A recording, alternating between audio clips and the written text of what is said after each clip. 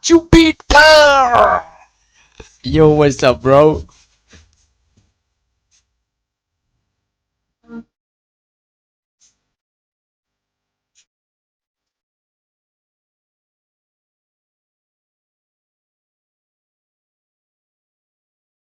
Yo, what's up, Jupiter? I know you're gonna be here. Long time no see. Long time no see. So, what do we have here?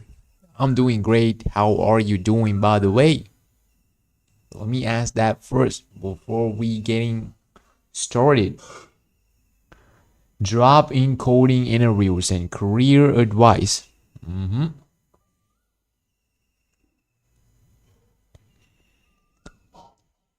My tests. Okay, I got some lower grades for math, so I gotta study more. I don't know. There's something wrong with my math. I gotta get it fixed ASAP. Other than that, it's it's all right. I just screw up my math test. Let me show you my grades. I'm gonna keep it all the way at 1,000. So it was my mid exam. I messed that up because I've been building some projects. Then I couldn't really study. You feel what I'm saying? Okay, that was an excuse. I was just being lazy, bro. Kind of being lazy to study and do the project at the same time. By the way, our project went actually well. Um, so discrete math, discrete math,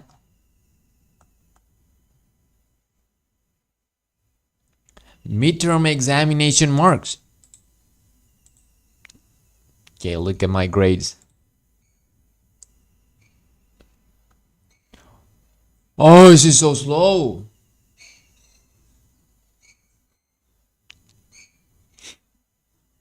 Look what happened, bro. Like, it's so embarrassing. Let me show you what happened. So this is out of 100. Out of 100. I got, let me search my name. 2410 4292. 29.64. That was embarrassing. That was exactly embarrassing. That was absolutely embarrassing. So I will redo this exam after my finals. If I redo it, that means like I can only get 45%. I can only get 45%, but it's all right because this is bad. This is really bad.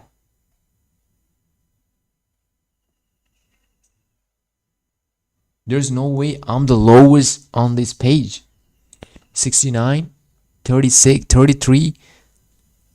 Well, at least you're good looking, lol. Yeah. Gotta be positive, bro. Yeah, I like you, bro. Like, whoa, yeah. At least, thank you so much, bro. That made my day. That made my day. Okay, 33. Then, oh, 23. See? Yeah, I'm not the worst. I'm not the worst. Nah, comparison is a thief of joy. Okay, 25. But let me compare, bro. Like, what? 11? Ooh. Okay. I'm not that bad. I'm not that bad. I'm not that bad. Not that bad. Not that bad. You can study harder. Yes, sir. That's what I'm gonna do today. I just wanna have some conversations with the chat before I start studying for the finals. Mainly, I'll be focusing on that. What should I do today? What should I do? What should I do? Uh-huh. Uh-huh. Uh-huh. Uh-huh.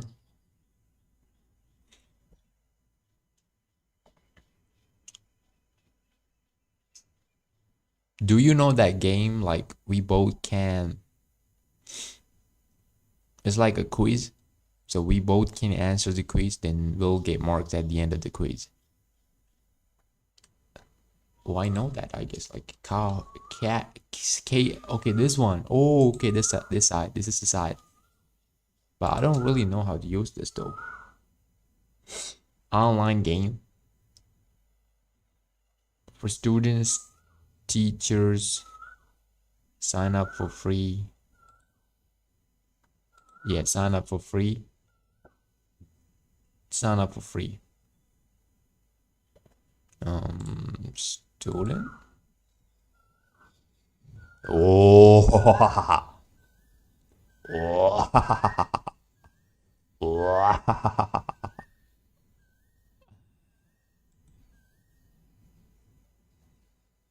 I was actually born in 1996.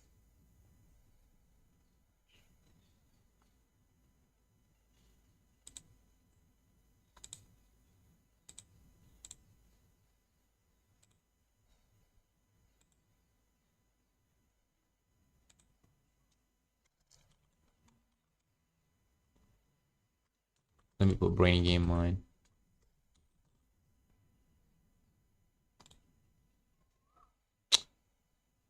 A password? Sign up with your email?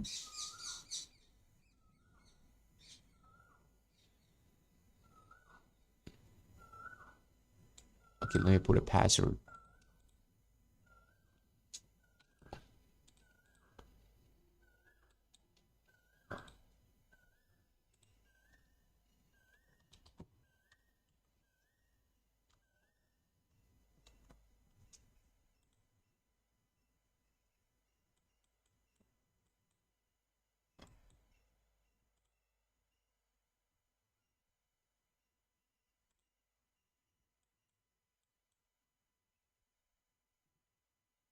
Email already in use? Whoa, I already got an account. Chill. Okay, let me log in. I think I already got an account.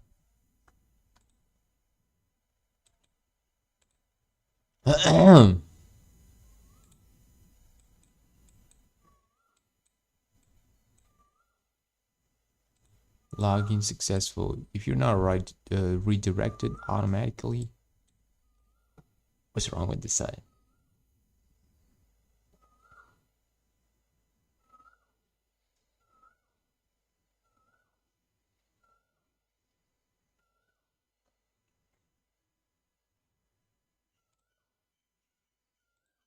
Test your biodiversity. Ooh, interesting.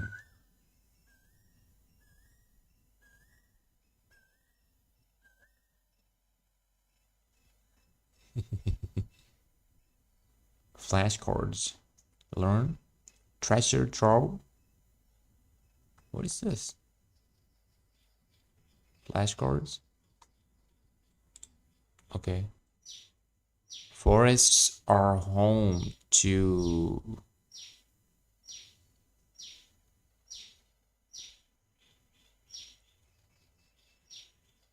blank percent of the world's biodiversity on land.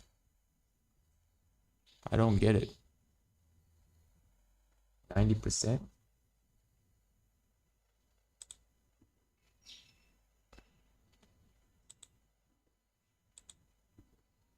Yeah, what am I supposed to do?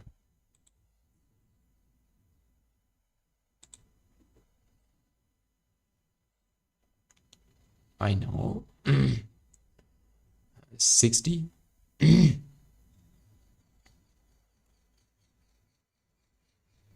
Oh, I said 90, right? So I'm wrong. Oh, I get it now. I don't know. A whole quarter of life is found. This includes bacteria, fungi, tardigrades, ants, termites, and many more. A whole quarter of life is found.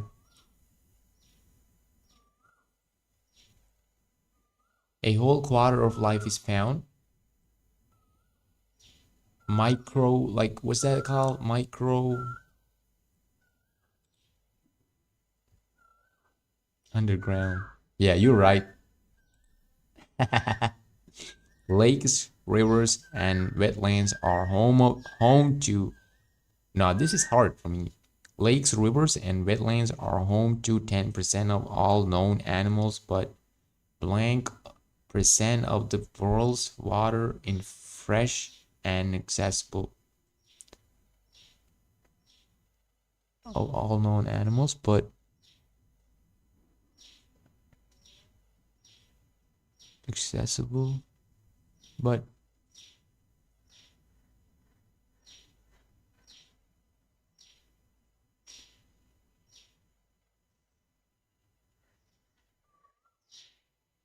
what you think?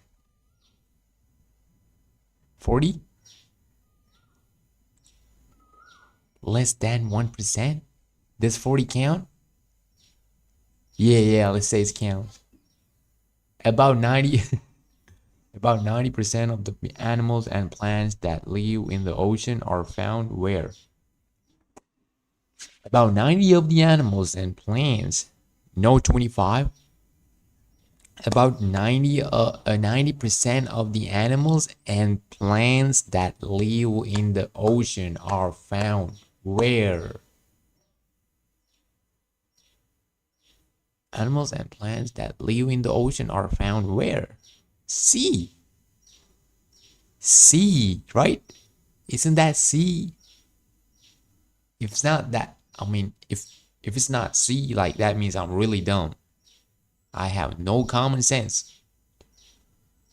I got no common sense and zero IQ. That has to be the sea, right?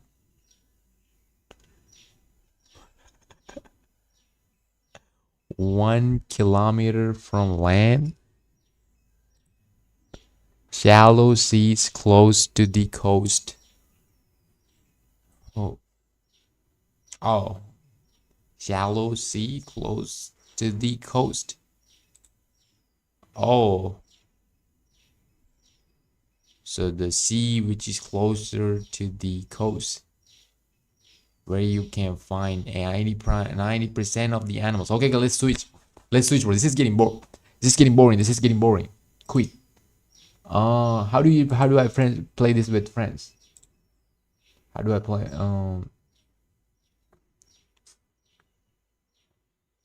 Create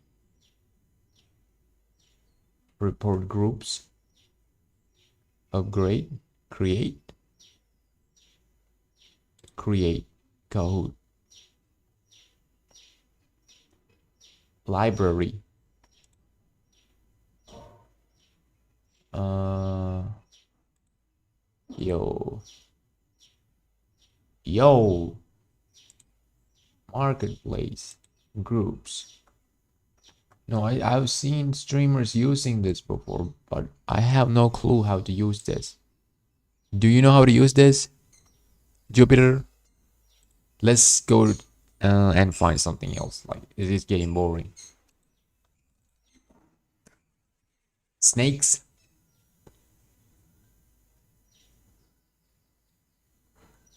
IQ test.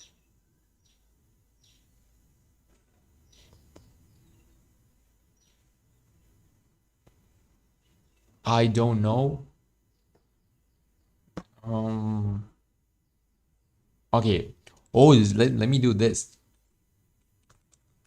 GeoGuessr. GeoGuessr. This is what we did before.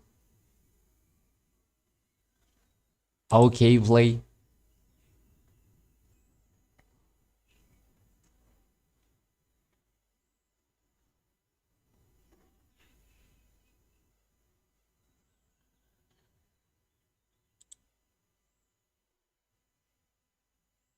Oh, hold on, I haven't even seen the place yet.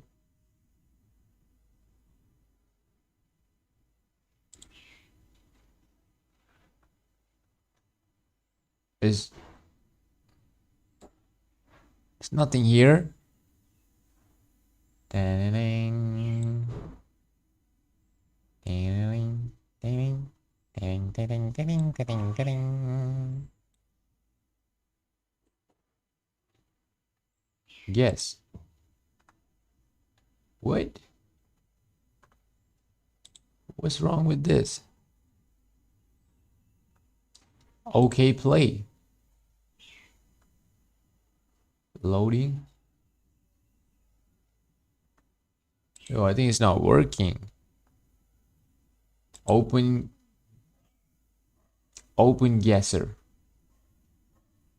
Guesser.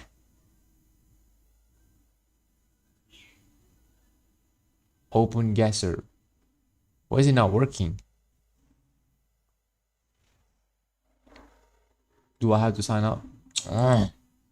It pisses me off now. Things to do on stream.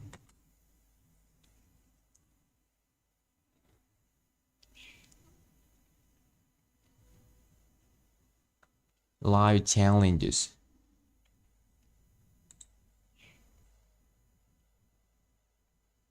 Interactive games. Interactive games. Yeah. Educate play.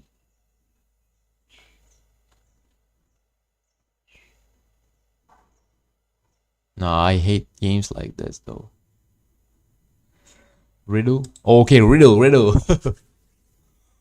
Oh yeah. Riddle generator. Click here to identify yourself. What?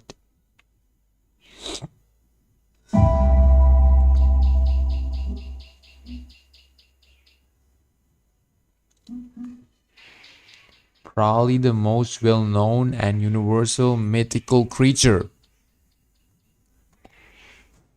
I think I know the answer. Probably the most well-known and universal mythical creature. Unicorn. Or phoenix. What do you think? Is that unicorn? No. I think phoenix, right? No. Jupiter, what do you think? Dragon? Oh, chill. Oh.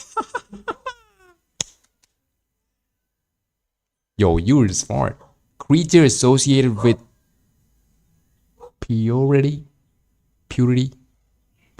How do you say that? With purity and innocence. What is purity?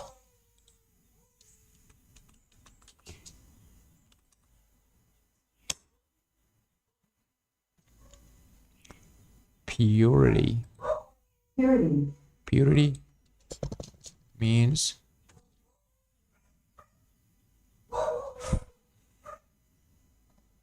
clarity, freedom from adulteration. Clarity, the purity, contamination, purity of our drinking water, the purity, like the cleanliness. Oh, like that. It means like how clean the water is, something like that. Creature associated with purity and innocence. Ooh, that's hard.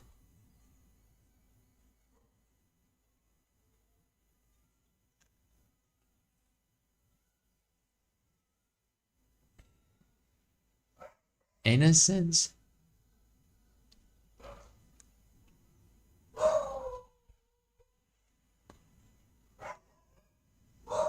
Innocence.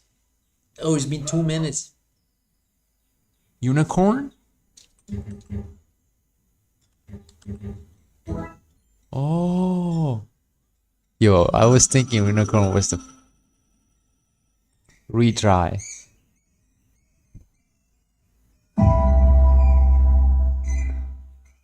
I already did this. What? Oh, it says I hate these games, bro. I already did this. We already did this. Riddle game. Make game. Oh, it's you. Riddle games.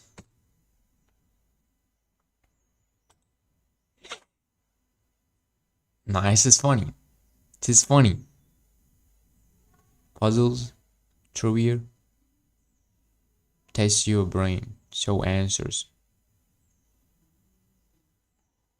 Find the words. This is not a riddle. Brain training. Free online games. Riddle part 1.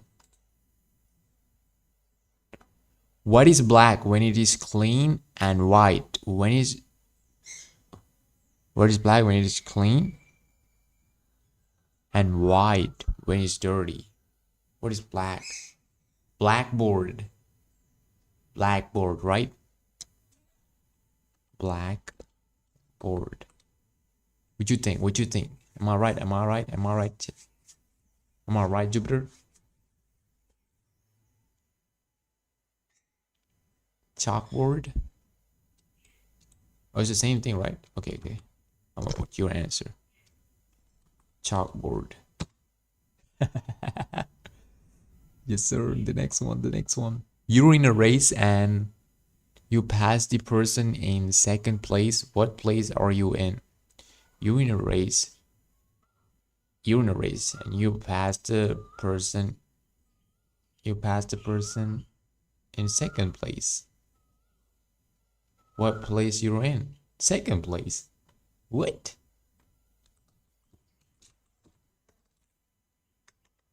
Second? Yeah. What type of a question is that?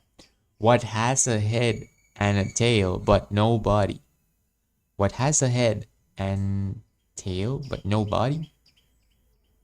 Tail and a head. A coin. A coin, right?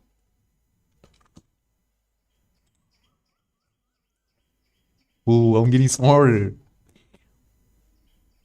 What has a head and a tail? Okay, next question. Mary's mother has 3 children. May, June, and... Mary's mother has 3 children. May, June, and... July? What is wrong?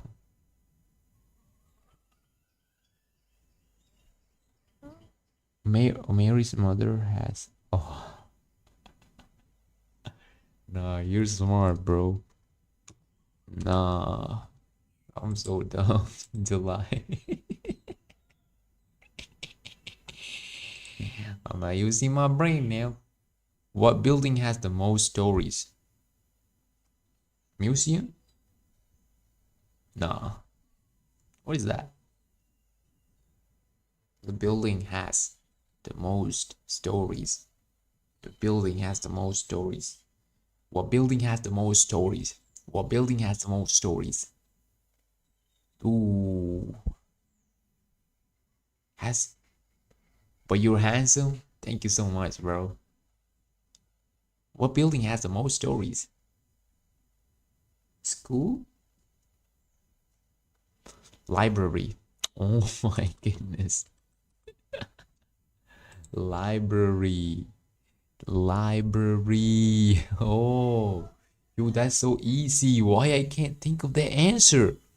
If you drop me, I'm sure to crack. But you give me a smile, I'm sure to smile back. What am I? If you drop me, oh, the mirror. Mirror. I'm not that dumb. Not that dumb, chat. Not that dumb, chat. Next. What can speak but will reply when spoken to? What can speak but will reply? Okay, what can speak but will reply when spoken to? What can speak but will reply when spoken to? What can't speak? What will reply when spoken to? What's that? What can't speak but will reply when spoken to? When spoken to? When spoken to? Microphone? Sure. Echo? Oh, no. I will never think of that answer. I'm tall when I'm young and I'm short when I'm old. What am I? Pencil. Pencil, bro. Why? Eraser.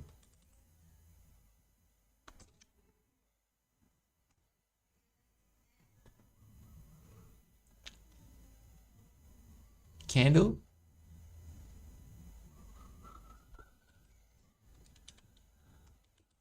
Candle. Candle. Yes, sir. What has one head, one foot, and four legs? What has one head, one foot, and four legs? One foot and four legs? What? How is that even possible? One head, one foot, and four legs. Nice one. Now I'm learning from you. I'm learning how to think like you now. But this one is a bit tricky. Bed.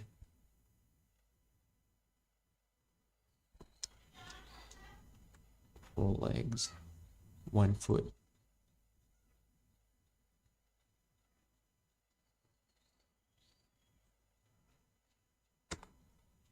I don't really get that though. Okay, four legs. A bed has four legs, one foot. Riddles part two. Slightly difficult. I'm as light as a feather. Yes, the strongest person can hold me for 15 minutes. What am I? I'm as light as a feather. Yet the strongest person can hold me for 15 minutes. What am I? Elephant. Elephant. Bread. Ooh.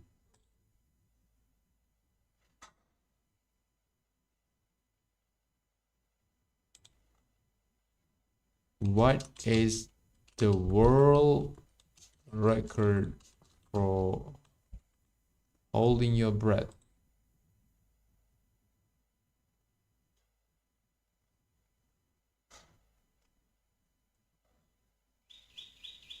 That's crazy. What? Yo, is that even human? No, he does not look like a human though. Yo, no way. 24 minutes? These people are like... Next. You go at red but stop at green. What am I?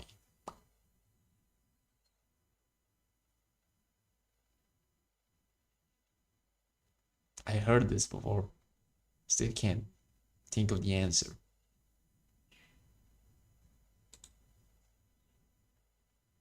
Rounds played, levels, knowledge, points, accuracy, 100%. You go at red but stop at green. What am I? Ooh wee. Ooh wee. Yo, this is an easy one. You go at red but stop at green. You don't know?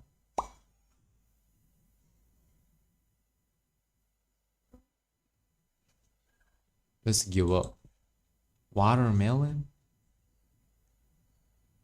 You go at red, stop at green. No. What has a bottom at the top? What has a bottom at the top? At the top. Bottom at the top. What has a bottom at the top? What has a bottom at the top?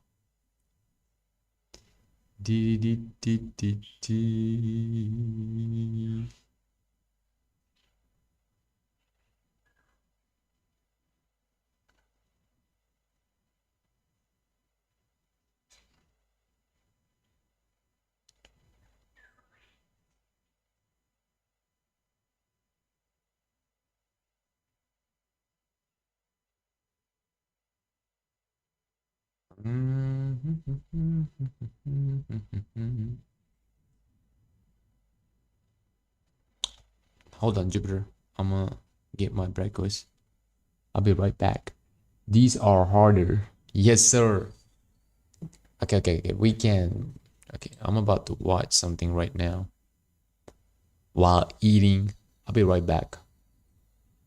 Let me bring my food. Oops.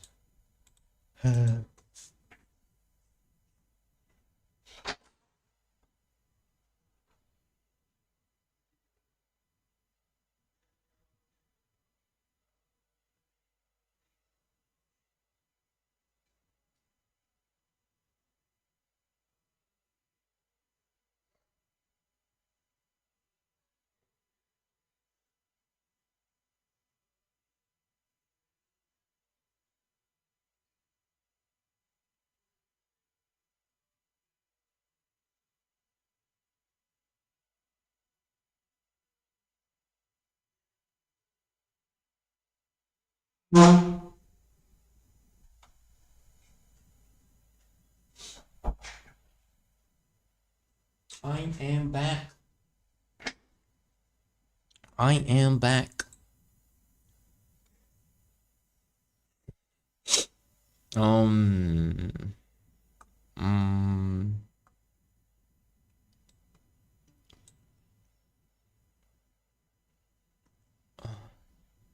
the most haunted haunted place in the world.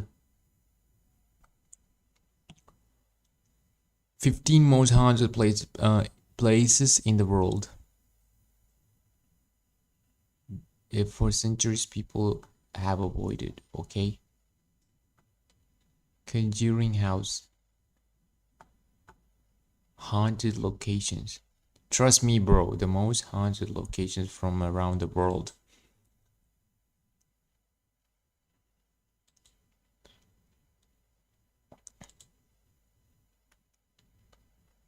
The most haunted locations from around the world. I've touched on a lot of creepy things so far in this channel. Serial killers, mythical creatures, folklore, SCPs, but I've never discussed ghosts directly. But today, that changes. And I'm going to answer all your questions about these haunted locations. Like, how did they become haunted? What ghostly encounters have been recorded? And are these places even really haunted? The year is 1835.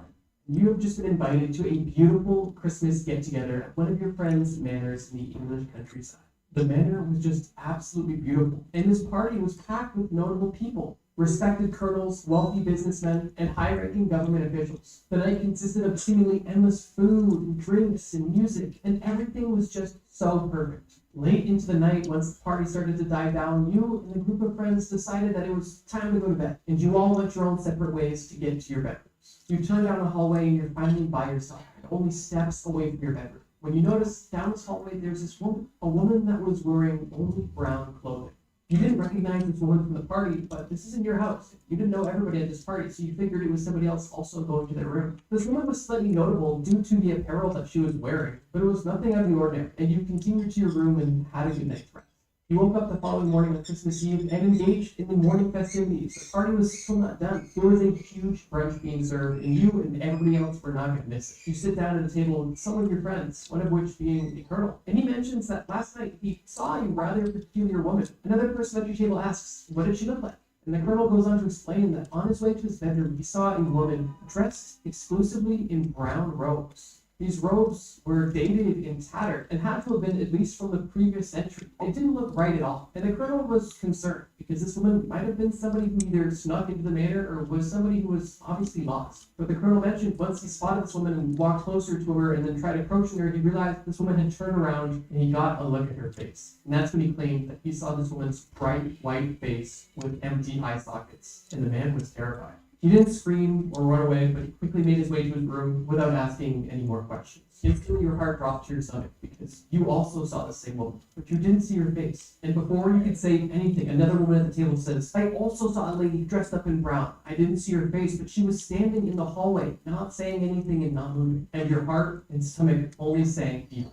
You noticed that the host of the party was sitting beside you, and her face was in shock. You asked her, who is this lady wearing these brown rags? And she confessed that she had absolutely no idea. The Christmas party was a formal event and everybody was dressed in their absolute best. Nobody was wearing brown, and there was nobody in the party with sunken-in, missing eyeballs. The host of this party quickly stands up on her chair and started clinking a spoon on her glass, causing the conversation in the room to his silence. And the host of the party asked, did anybody see a woman in brown robes anywhere in the manor last night? And to her dismay, numerous people in this room of nearly 100 people raised their hands. The story I just told is based on a real documented encounter that happened in 1835 at a Christmas party. And the story is significant because it is the first recorded sighting of the ghost that is now known as the Brown Lady at the iconic Raynham Hall. And this isn't the only sighting that's taken place, and it's probably not even the most iconic either. And only days after this event, when the host of the party made the staff aware of all of these claims, people literally quit their jobs and never returned out of fear of encountering this strange apparition. But that's not it. There was a handful of sightings on that night in 1835, but the following year in 1836, Captain Franklin Marriott, who was actually a friend of Charles Dickens, heard tell of the legend of this brown lady in the Raynham Manor, and spoke to the owner directly and requested that he stay in the most haunted room of them all, so he could prove that there was no ghost at all, and that this legend simply came to be because the owner of this manor wanted to keep people away from his property. And let's just say he got more than he bargained for. This captain checked into the hotel and stayed in a room that literally had a painting of the apparition hung in the room. Like I mentioned at this point, the brown lady was already a local legend and a common sighting within the hotel. And for the first 2 nights of the visit, the captain had a normal experience. He was staying in a hotel and rather comically was sleeping with a loaded revolver under his pillow just in case. And it was after the second night and the beginning of the third night when everything began to change. Because on night 3, Frederick didn't get a good night's sleep at all. What he did get was a run-in with the brown lady. Frederick had just gotten into bed and was ready to go to sleep when he noticed something in front of his door. The door never opened, but there was obviously a shadow of some sort in front of the door blocking the path. The shadow was moving and getting bigger until Frederick realized that this shadow was exactly what he was looking for. He quickly looked at the painting on the wall and noticed that this was the brown lady,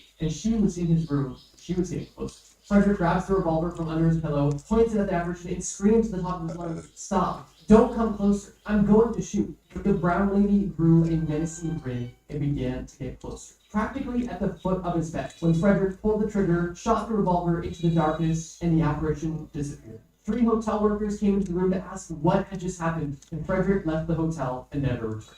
I tried to only tell one story per section, but I figured that story was kind of worth going into detail over. Over the late 1800s and early 1900s, there was a plethora of other run-ins with the Brown Lady, which brings us to Captain Hubert C. Provant, who not only had a run-in with the Brown Lady, but was able to capture a picture of her, a full-body apparition. And this photo is not only iconic to the Raynham Hall, but it's also one of the most iconic photos in all of ghost hunting.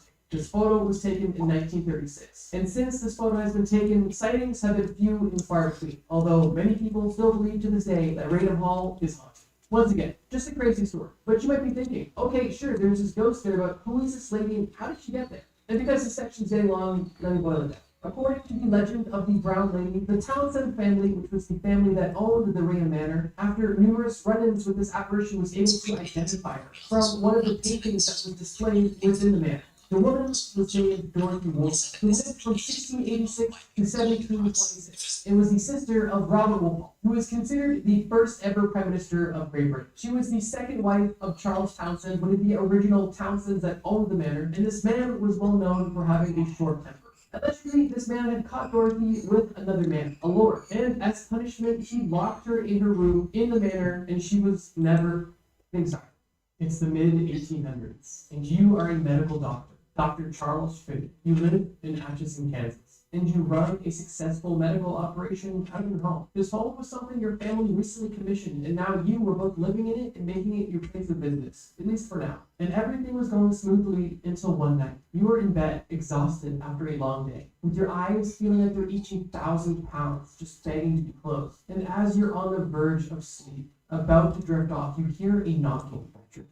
This was extremely uncommon. You obviously had no appointments in the dead of night, and you had no idea who this could be. Reluctantly, you get out of bed and head to your front door. And when you open the door, you notice a woman standing I was not sorry for licking my fingers, Chad. there, little her young daughter. This woman is frantic and explains that her daughter is in severe pain and she can't walk, can't move, and she is in endless, excruciating pain coming from her abdomen. The doctor's fatigue instantly wears off and he's back in work mode. And he invites the woman and the daughter in and quickly takes them to his basement examination room, where he's able to identify the likely source of all this pain, an inflamed appendix that was about to burst. The doctor informed the mother that this young girl needed emergency surgery now. And the mother agreed, saying, please, anything to save my daughter. The doctor quickly prepped the location, washed his hands, grabbed his tools, and then began to administer the anesthesia. Once everything was ready and the medicine was administered, the doctor hastily made the first incision. Although little did he know, the anesthesia that he had administered was an improper dose, and this girl who was already in pain was now in even more pain, as she could feel everything. And this incision that the doctor had just made was the final straw. Her body went into shock, and not long after, she passed away on that operating table. That young girl's name was Sally, and this story is the reason why this location is known as the Sally House. First thing to say right off the bat is, as interesting as that story is, there is absolutely no recorded evidence of that story actually being true, and it's largely regarded as a folktale, loosely based in reality. Dr. Charles Finney was a real doctor, and he worked in Atchison, Kansas, and he lived out of his practice that his family had recently commissioned. That all is true. But as far as the story of Sally is concerned, there was no physical evidence. But the reason I mention the story is because it is the story that is most associated with this haunted location. And this haunted location is one of the most iconic in all of the United States of America. So yeah, I wanted to make that distinction primarily because I knew if I didn't, others would say, that's not actually true. And well, it's not proven either way, but it is highly debated and not proven that it did happen. So I'll let you make up your mind. That story is upsetting and sad, but what does it have to do with haunted locations? Well, that story is kind of where everything began. Because after this incident that may or may not have happened in the late 1800s, experiences in the Sally House have been vast and plentiful. Some experiences only consist of hearing a creak or faint footsteps, or even the giggle of a young girl. But other encounters are a lot more sinister, with items being thrown, loud screams being heard, and even visitors being scratched to the point of bleeding. Nearly every former tenant or owner of the Sally House that have been interviewed alleged to have experienced paranormal activity of some sort, typically with consistent attributes across all of the accounts, with some even claiming to see Sally in the window at night when it was known that nobody was home. If you're watching this video, you're probably into the paranormal, which means you've probably seen some of your favorite ghost YouTubers stay in this house. Sam and Colby, Nick and Ryan, Exploring with Josh, or even large-scale TV productions. All of these people have stayed in the Sally House and had unique experiences. So for that reason, I'm not going to go too much more into detail. But I will say this, the Sally House hasn't been anybody's personal residence since the 1990s, and in more recent times has been a popular tourist attraction, which kind of makes you think, is the legend of the Sally House real? Or do people just want to keep the story alive because there's a financial incentive? Regardless, the Sally House is regarded as one of the most iconic haunted locations in the United States. The year is 1885. You and your wife are pioneers in New South Wales, Australia, and you have just finished building a double-story late Victorian-style manor on the top of a hill overlooking your local town. This was you and your wife's dream homestead, and you built it with your very own hands. The construction was a labor of love, and now you could enjoy this manor for the rest of your life. This manor became known as the Monte Cristo Homestead, and you and your wife enjoyed it up until your deaths. After you and your wife were long gone, and your family had no longer lived in the residence, the house essentially was left abandoned. There were caretakers, but unfortunately, the Monte Cristo Homestead fell into disrepair. That was until it was purchased by another couple, Rich and Olive Ryan. And they were dedicated to building this beautiful manor back to its former glory, and that's exactly what they did. They took it from a derelict, abandoned home to something that was actually habitable. And once again, the homestead was a home again. And it wasn't long after Reg and Olive moved in that things began to get weird. One late night, only a few days after the Ryans had officially moved in, they were heading home after an event, when they noticed that as they approached their house, they could see bright lights beaming from inside the house, illuminating all of the windows. This caught Reg and Olive's attention, and they were both speechless at what they were looking at. Reg knew that the electricity wasn't even fully finished in the house yet, and for the places that did have electricity, he knew he left no lights on and no lamps burning. Olive was just in sheer terror, and the couple stopped halfway up their driveway in pure awe of what they were looking at. Their home illuminated in the middle of the night for no reason at all. Terrified, and for the places that did have electricity, he knew he left no lights on and no lamps burning. Olive was just in sheer terror, and the couple stopped halfway up their driveway in pure awe of what they were looking at. Their home illuminated in the middle of the night for no reason at all. Terrified, the couple approached the house, and the closer they got, the dimmer the lights got. And by the time they actually reached their new home, the house wasn't illuminated at all. And it was as dark as it should have been. The couple theorized that maybe they were just seeing the reflections of the headlight of their vehicle, but deep down they knew that wasn't what they saw at all. And this was only the beginning of the strange encounters that were going to take place over the next few years. Following this event, when the family decided to bring their family cat to their new home, instantly the cat was uncomfortable, which is common. This cat's in a new environment. It was just in a car ride, something it didn't enjoy. But as soon as your wife put the cat on the floor, it arched its back and moaned in fear, as if it was face to face with another cat. There was nothing there. Hissed and screamed and immediately ran out of the house. You, your wife, and your 3 daughters looked for the cat and never found your cat. Following that event, there was numerous occasions where your daughters claimed that they could see a man's face out the window, which was impossible considering that all of your daughters had bedrooms on the 2nd floor, and there was never any unknown men near or around the property. The family frequently encountered disembodied voices, footsteps, and noises, doors opening and drawers closing, and there was truly no explanation for any of it. After years of alleged strange and ghostly encounters, the homestead was converted into a museum, where it showcased antiques, local treasures, and it became a tourist attraction with a gift shop, and became known as Australia's most haunted house. Since then, it was featured in numerous TV shows in the 70s, 90s, and early 2000s and 2010s. But very recently... Now I'm getting scared now. No way, Jupiter. Why did I even open this? In January 2025, the homestead was actually closed to the public as Olive Ryan passed away. Monte Cristo Homestead is likely one of the most famous haunted houses in all of Australia. And whether or not the paranormal experiences actually happened to Reg and Olive, Australia is spooky. or if they just made up stories to have a way to make money off of the house they just restored, I'll let you decide. The year is 1907, and the Dutch have just finished building a beautiful office building for their railway developments in Indonesia. Why the Dutch had a rail company and headquarters in Indonesia is a different conversation. But regardless, this building exists, and it looks really cool, and operated until 1942. That's because the Japanese invaded Indonesia, and they wanted everything, including this beautiful office building. You might be asking yourself, did the Japanese just use it as their office building? Now it's their headquarters in Indonesia? And the answer is no, because once they had total control of this building, they turned an entire wing of the building into a dungeon, specifically for torture and executions. Something that wasn't uncommon for the Japanese before. Japan is like that?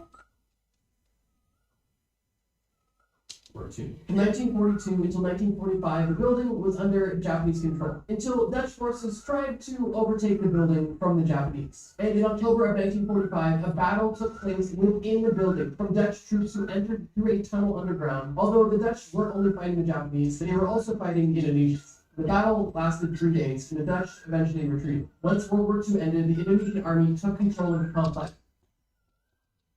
Although the Dutch weren't only fighting the Japanese, in the building from Dutch troops who entered through a tunnel underground. Although the Dutch weren't only fighting the Japanese, they were also fighting Indonesians. The battle lasted 3 days, and the Dutch eventually retreated. Once World War II ended, the Indonesian army took control of the complex, and it was restored and given back to the Indonesian Railway Company, not the Dutch Railway Company.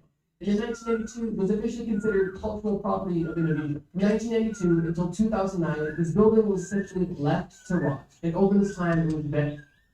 Yeah. I had my breakfast. Hold on. I'll be right back. Let me wash the dishes.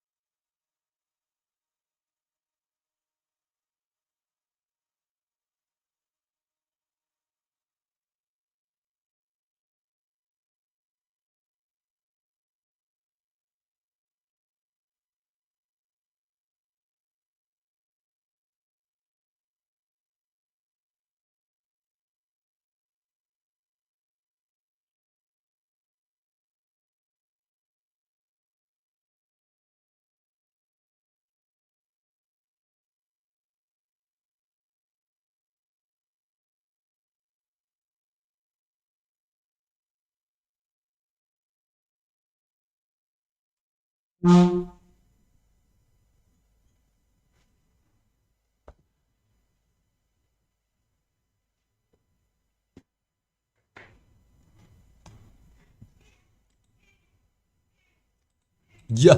back. I'm back. I'm back.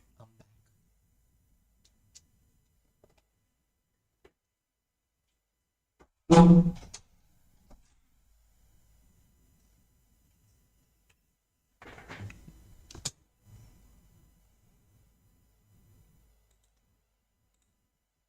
Vandalized, and nature had begun to take it back, with mold growing, parts of the building collapsing and falling apart, and locals beginning to have interesting stories regarding this building. This building, with quite the history, is known as Lawang Sewu, and it is considered one of the most haunted locations in all of Indonesia.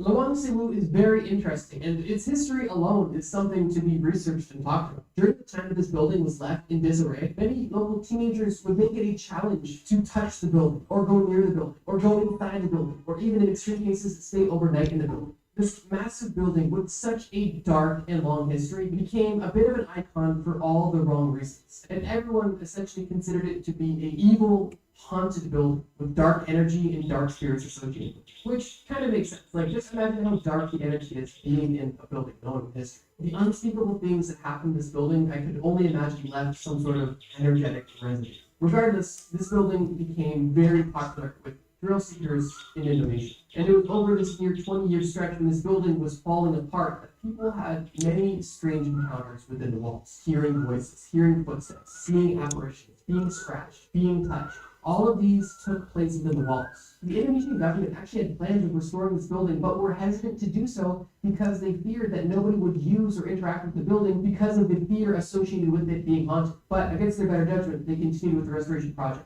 And from 2009 to 2011, the building was restored. And in 2013, the building was officially open for tours. And currently, it's a massive hit for tourism in the region of Java, Indonesia, and sees over 1,000 visitors every single day. Now, here's the thing that's kind of interesting about this building. The government has official plans to, quote, eliminate the spooky image in order to attract more visitors, which I think is interesting because that's kind of the opposite of what most ghost house owners want, right? Like, they want to not only maintain but amplify the spooky image in order to bring in people. But I guess the difference is they are wanting to make this a historical landmark, but they are fearing that this image could scare people away, as especially in this region of the world, people are extremely superstitious when it comes to spirits. And there are plenty of locals that avoid this building entirely, as they fear that going near or around this building could lead a spirit to follow you to your home and essentially bring you bad luck and negative energy. So yeah, Lawang That's Sewu true. over the last 120 I would years do it has had a too. very long and interesting and unfortunate history, including colonization, war, torture, executions, and other unspeakable things, I'm sure. But as the government allowed this building to sit and rot, the locals decided to have some fun and found a little bit more than fun. And today, the government has restored this building to make it a historical landmark and are doing their best to make sure that nobody talks about the whole ghost part of this building, which is kind of fun. Definitely one of the more obscure entries in this list. Before we get to the last entry on this list, I just wanted to make a quick point. Originally, this video was supposed to have 10 entries, not 5. But because it takes so long to animate the stories associated with each of these sections, I decided to just essentially cut it in half. I didn't want to sacrifice the storytelling or the information for the sake of having more entries on the list. I say this because there is a ton of other crazy, obscure haunted locations that I want to talk about. So consider this video a part 1, and if you guys want that second part, leave a like or leave a comment, and I will post another video about the craziest and most obscure haunted locations from around the world. Now, back to the final entry of... Is not me. The year is 1776. You are... Oh, okay. It's too old. It's too old. Evil human experiments. Missing people. Creepy disappearances that are still unsolved. Damn. I'm kind of scared now.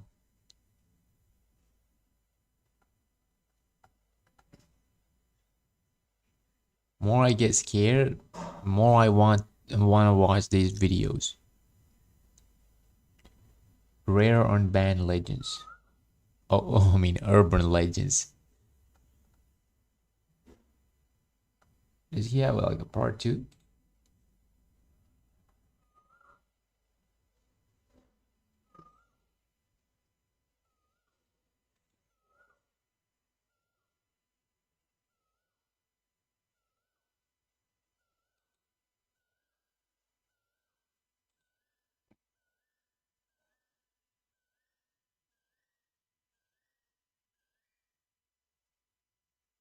The following content may contain suicide or self-harm topics. Have you ever sat at home alone when suddenly you feel a presence around you? Have you ever heard something go bump in the night? Whether you believe in paranormal or not, we've all experienced things that we can't explain. It's time to make sure your lights are switched on, because here are the 15 most haunted houses on Earth. Number 15, the Sally House, Kansas. Built in the mid-1800s and action. Now I hate the background noise of that guy.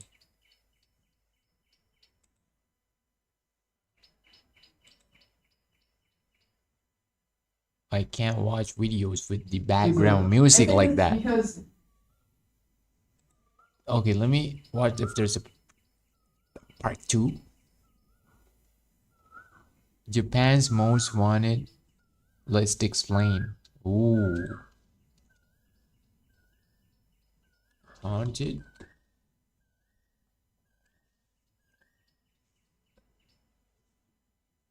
He doesn't have any more videos like that. Terrifying Japanese folklore creatures. Cat killers. Evil killers. Scariest mythical creatures. Are these even true? I like these thumbnails, by the way. They look so what's that called? They look so, I don't know. They look so good to me. 5 most disturbing YouTube rabbit holes. What is a rabbit hole? What is a rabbit hole?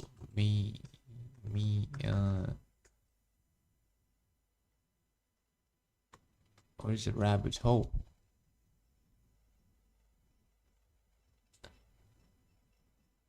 Used to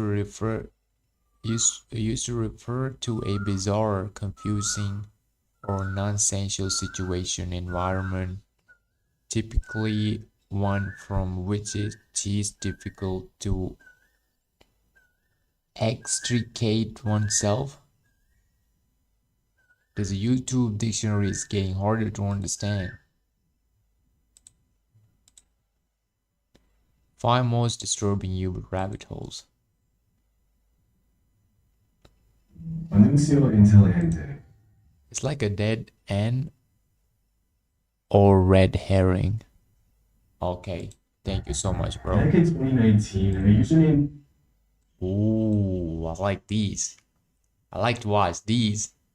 Rahul made a disturbing post that would go on to be shared over 20,000 times and receive tens of thousands of likes and reactions.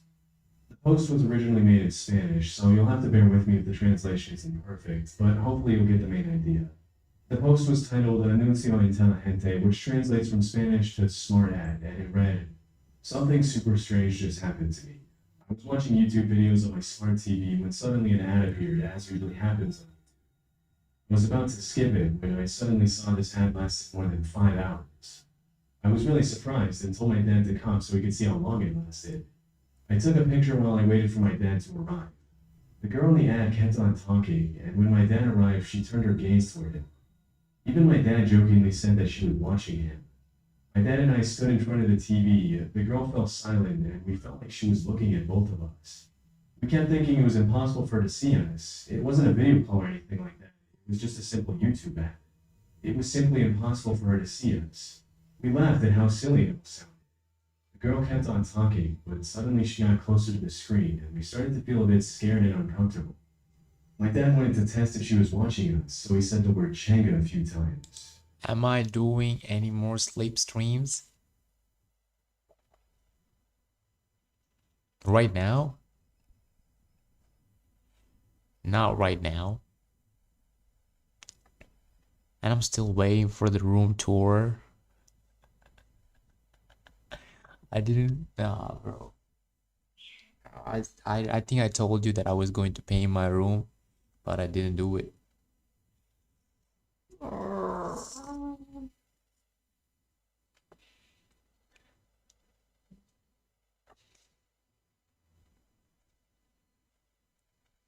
Instead of buying a pain, I bought a whey protein.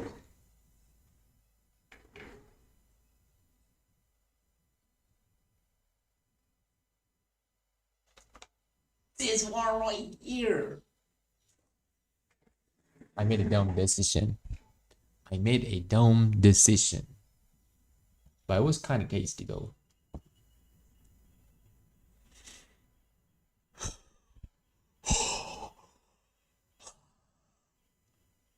It's too much. Let me chill. Like, why am I acting like a kid?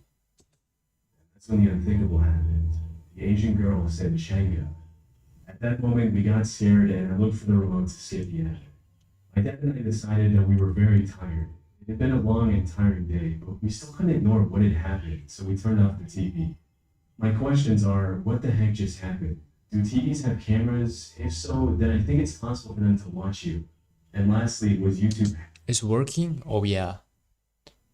Because I don't really get that much protein off my meals, if I'm being completely honest.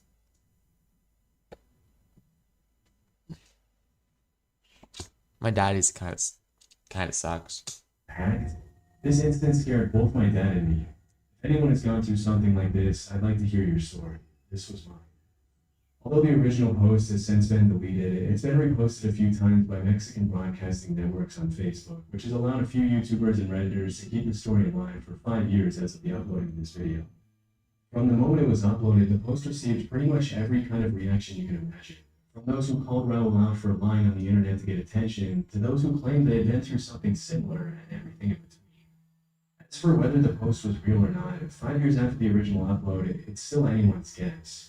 I mean, it's not uncommon for people to place 2 to 3 hour long ads on YouTube. As for how effective these ads are at converting viewers into buyers, I can't really say, but the fact remains that it's technically possible Raul really did see a 5 hour long YouTube ad back in 2019. One thing that many Reddit users were quick to point out, however, is that YouTube ads need to be uploaded in a specific format to be accepted. How do you stay fit? You need protein for building muscle. How do you stay fit? Yeah, that's true.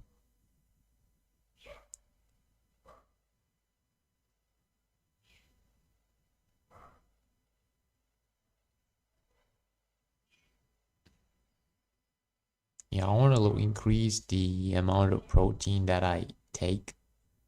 It's really kind of expensive. So that's why I bought the protein shake.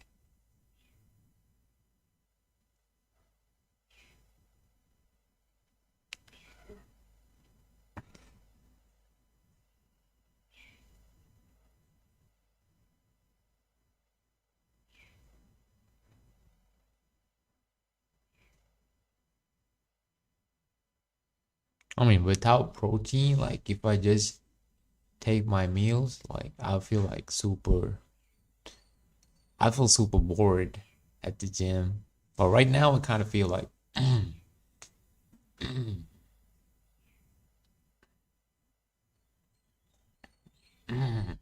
I started getting creatine and it's working too, I guess. Didn't rolled out by the platform. And it goes without saying that a 5 hour long live call where the creator of the ad spies on the viewer and interacts with them would violate pretty much every single law and regulation out there. Still, that in itself is probably not enough information to officially label Raul's post as fake, as he was apparently not the only person who complained about this kind of thing happening to him that year. Through my research, I found several Redditors who pointed out that they had seen similar posts by other users on Reddit. Meat, eggs, beans, lentils, all good protein. So you go to the gym? Yeah, I do go to the gym like 3 times a week. Back, shoulders, one day. Then chest and leg.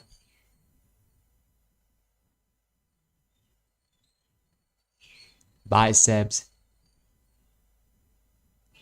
And triceps. And forearm. It's the last day.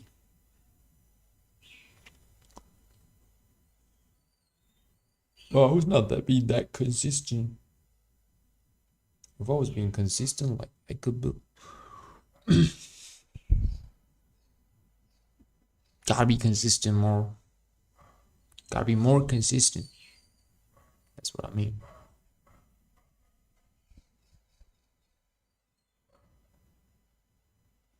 I never seen the back or legs. They look so bad. They look so bad. They look so bad. Now my back is so. It's not that. I don't even know how to post my back.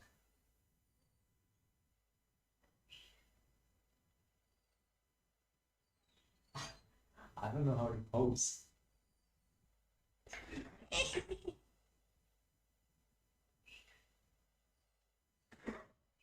I don't really know how to pose. I don't really know how to pose. So it's embarrassing. Biceps and chest look good. Thank you so much, bro.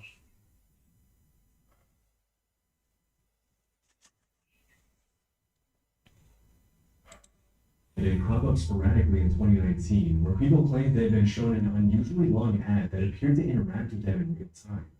If the allegations are true, it's possible that what happened to Raul could have been a part of a massive hacking epidemic targeting smart TVs rather than YouTube itself, which the hacking of smart TVs isn't that uncommon.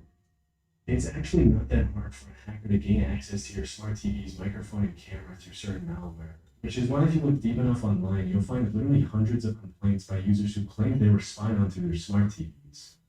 Disturbingly, some users have even mentioned that hackers have blackmailed them through their smart TV, threatening to expose private footage of them to the world if they don't comply with their demands. But coming back to the smart... Oh, there's something wrong with smart TVs, I guess. That story, this also doesn't necessarily mean that the post was real. And to this day, hundreds of Redditors have assumed that... Back could use more definition, but you have that nice V shape.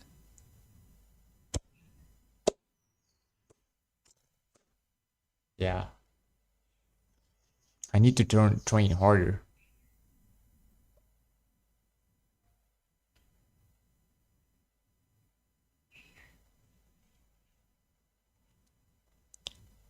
And I really need to track my progress.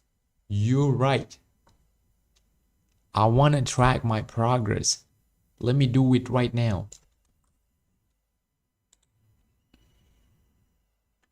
Okay, yesterday, these are the workouts that I did. The first one was, what's it called? Lat pull down, right? Lat pull down. Lat pull down. Now my legs look hella small. They look hella small. I got skinny ass legs.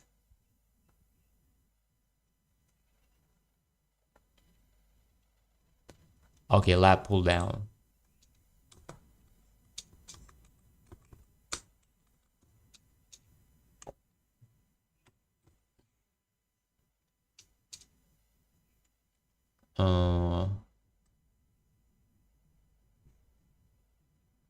I do like 10 reps.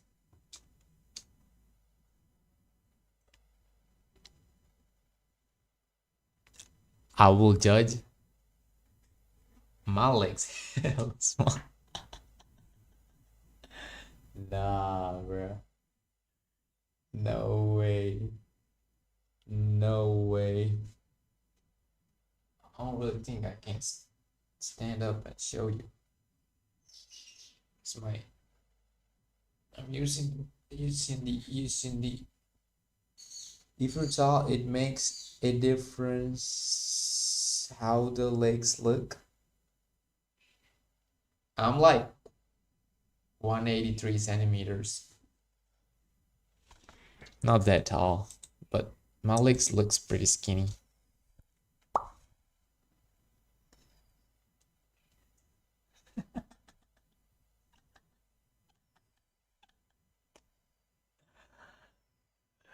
And my calves look hella skinny. So I forgot the weight. It's like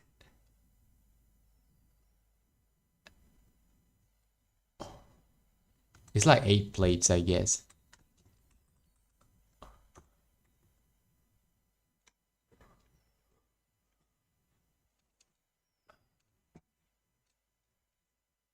Lat pull down. Then T rowing. T rowing.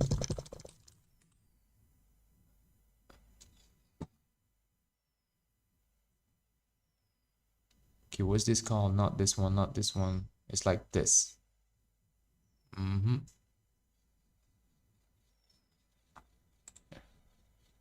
T bar row hammer strength. T bar row. Not bad. There is a definition which makes them look bigger than they are.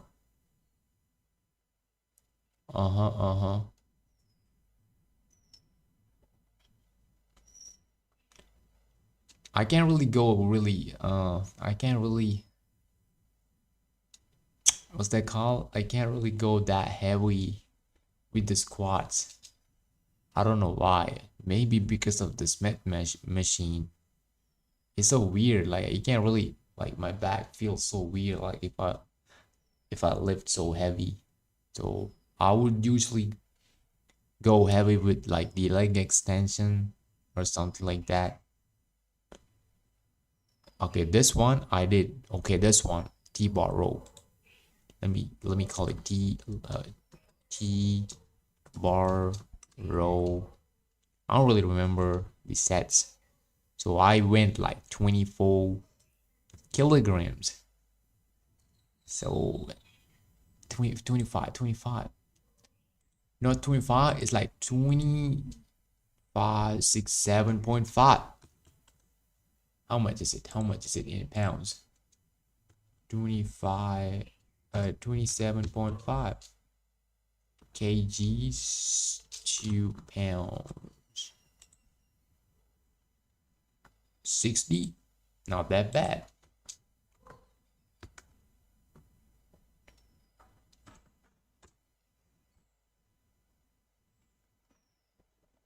Squats and the leg press probably the best. Okay, here's why I don't do the leg press, because the machine is kind of fumey, kind of old. One day when I was doing the leg press, like it got stuck. The machine was stuck. So like I was so scared. Then somebody just was there to help me out. Otherwise, like I would just break my legs. I would break my legs. If that person was not there, I would break my legs. But I gotta improve my squats. Yeah, that's, yeah. Just don't know.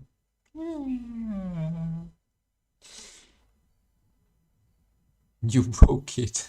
LOL. No.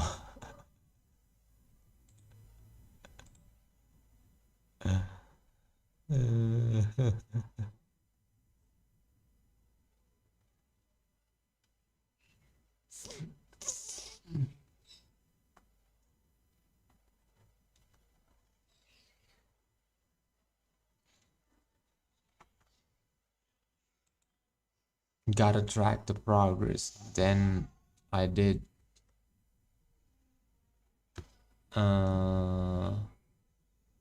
face pulls and the shoulder press machine. Okay, I did like 30 kilograms. Face pull is like 3 plates. Then this was yesterday.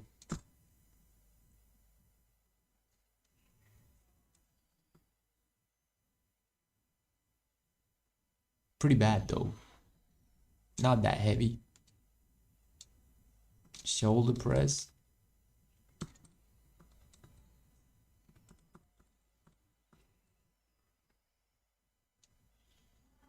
Barbell. What's that called? Barbell press? is also shoulder press, right? Barbell shoulder press. I do that too.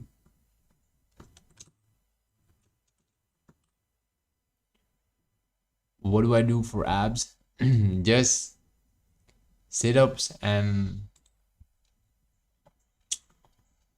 leg raises on the Roman chair. Leg raises, right? Raises.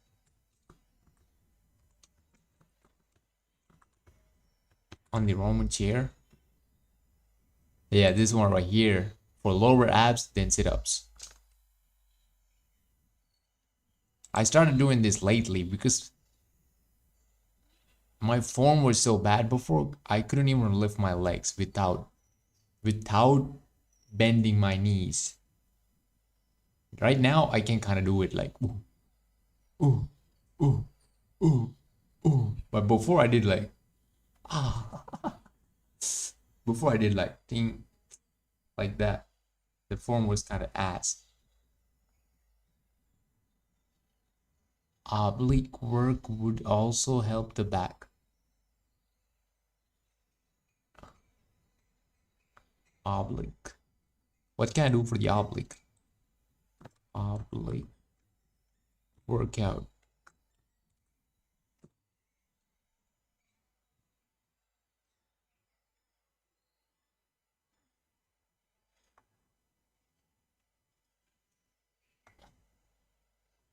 Oh, this one right here. I've seen that. Here's an oblique exercise that no one talks about. It's called wood choppers. Set up the cable around your hip level. Interlock the fingers, keep your chest up, and point the body away from the cable. You're gonna do is twist, have a twist, squeeze. You're gonna go nice and slow. That's my future hairline. I'll get there soon. Hell yeah.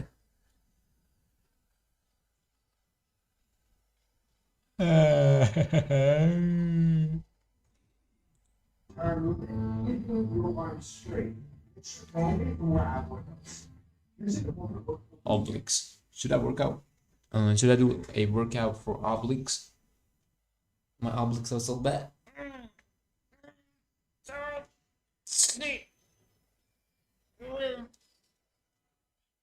What's that?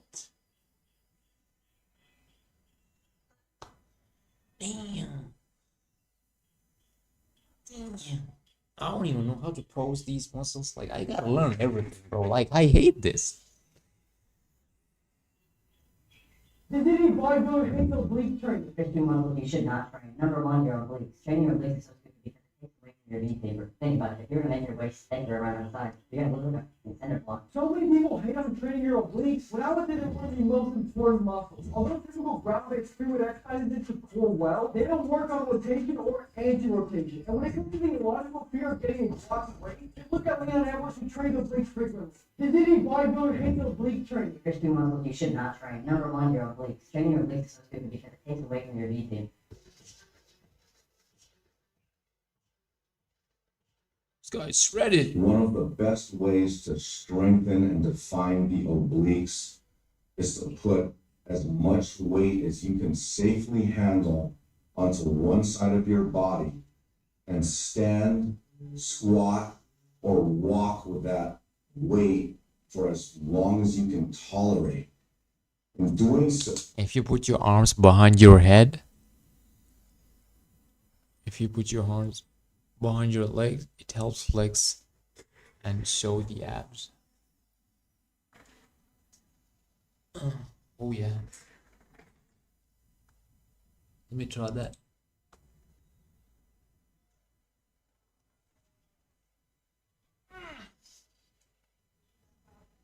Do I even have abs? I think I don't have abs. Oh, I got a lot of fat, that's why.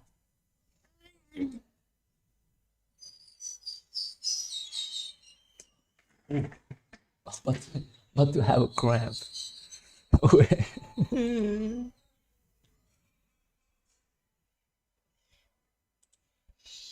I should train more. I should train more.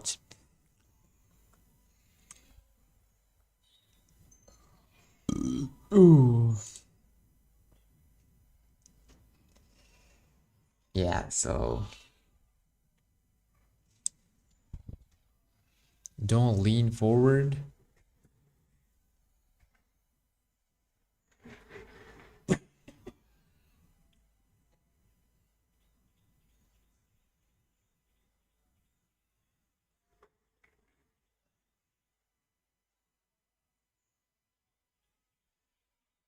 It's nothing. You need to stand tall with flexing. You can't see nothing. That's why I was doing that.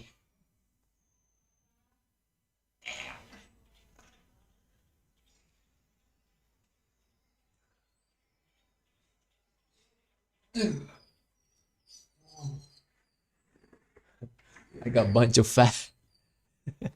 Oh, that's pretty tiring. Ain't gonna lie.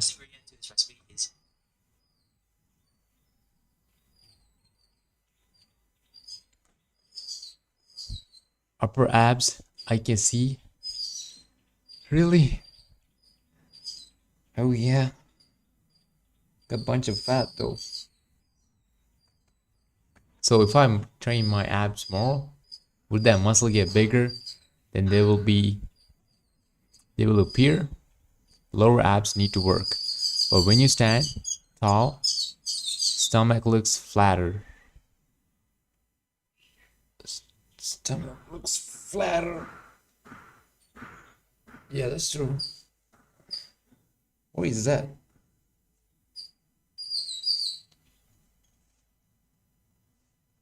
I can feel my abs, but they're not visible. I can't really feel my lower abs, just the upper one. Yeah, like upper. I can feel like four abs. Four abs. I don't even know what I'm talking about, bro.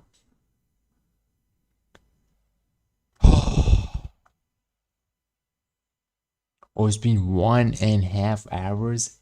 All right, Jabir. Thank you so much for joining the stream. We had a nice conversation. I think I should go now. Have a nice day, though. Do you have the V line from the obliques?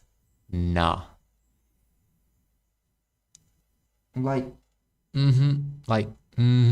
not that great.